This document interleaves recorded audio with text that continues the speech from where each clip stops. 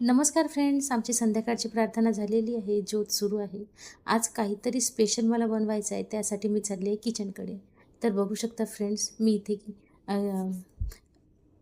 Chicken शिजायला टाकलेलं आहे. त्याच्यात एक कांदा, हिरवी मिरची, लसूणची पेस्ट, थोडीशी हिरवी विलायची कुटून टाकलेली आहे आणि शेवटी मग खोबरा किस, थोडंसं मीठ आणि हळद आणि तेल टाकून ती भाजी बनून जाईल. बाजूलाच भात शिजायला ठेवलं आणि तिसऱ्या गॅसवर ठेवलेली आहे कढई.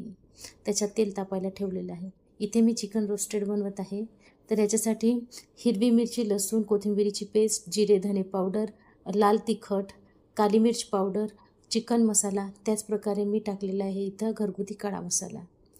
तर हे सगळं मिश्रण मी मिक्स केलेलं आहे. मीठ, हळद टाकलेली आणि कॉर्नफ्लॉवर पीठ टाकून हे सगळं परत मिक्स केलं आणि छान बोनलेस पीसेस टाकून मी मिक्स करून घेतलेलं. हे अर्धा किलो चिकनचं मी बोनलेस चिकन आणलेलं होतं आणि त्याचं मी बनवत आहे आता चिकन रोस्टेड. तर बघू शकता रेड चिली पावडरमुळं रोस्टेडला कलर पण छान आलेला आहे. तर थँक्स.